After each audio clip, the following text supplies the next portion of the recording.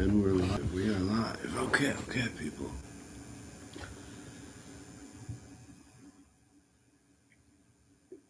This was a more spontaneous impulse, sort of going live, but today brought a lot of different ideas forward. I noticed a weird behavior today where I saw a person. They had two phones in their lap, and one was to play a game, like a bright, stupid game, and the other was to scroll on TikTok. And they were simultaneously doing this. I mean, maybe not 1 second after the other, but they were doing it regardless. And that really sparked a thought in me, or a feeling in me. Because I think we all deal with this overstimulation trap. Um, and I think we deal with this seeking of experience through the screens and the nostalgic sort of factors that stem from the screens.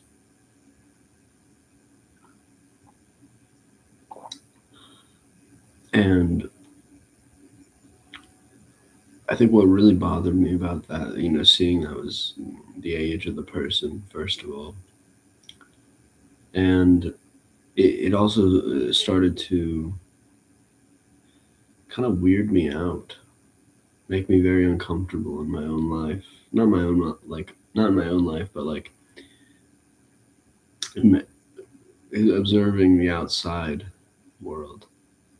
Is something as small as that.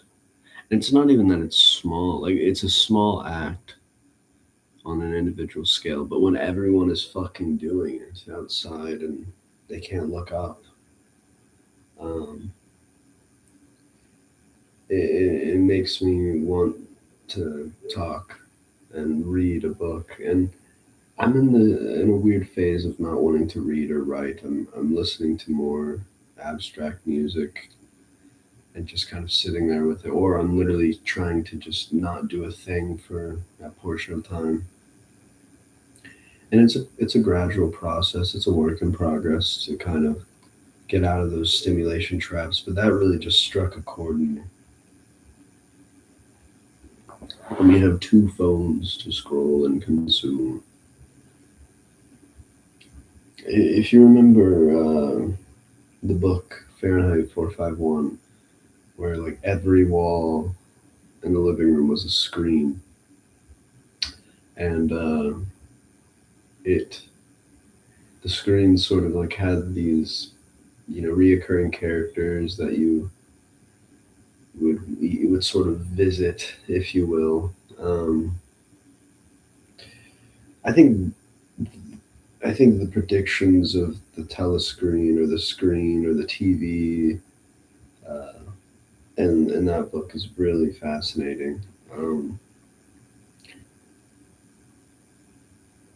because we're in a very weird beginning stage of the sort of like mythological technology that sort of interacts with us at its own speed of intelligence based upon its like understanding of the individual user that interacts with it, where the electronic screen um, sort of like melts around you, if you will. It sort of melts around your perspective and your mind and what you consume. Um, and we're seeing that sort of merge. You could say it's a more of a merging between like electronics and humans and flesh and animalistic sides of nature, but I, I want to say it's more like a melting over something. like a slice of cheese would with a burger, because you sort of get the benefits, but if you don't sort of, you don't have to melt the cheese over your burger, if that makes sense. You don't have to enter the screen if you don't want to. You know what I mean? Like right now, if you individually, watch this, you're entering my field of vision and you're entering my perspective. And that still is a choice you have to make. But in a lot of aspects, there is no choice left to make. You have to interact with this screen. You have to go through this hoop to get to this point.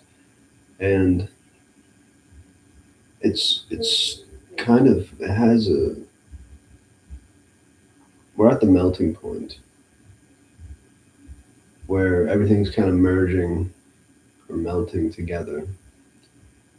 Um, but there also is a key thing about like cooking or things that are, I'm using cooking as a metaphor because it's heat. When heat, rises, you can get to a melting point or a boiling point. And I think we're getting towards more of a boiling point of, um, it doesn't, you almost dissolve each other. But whatever, gets left behind on both sides of what you're boiling or cooking or melting, the boiling point sort of, it dissolves and merges things together, but it also really, really changes everything, changes the entire course of the meal. It's a weird metaphor I'm on. It's just one that came to mind. But I think we're seeing a sort of a boiling point, if you will.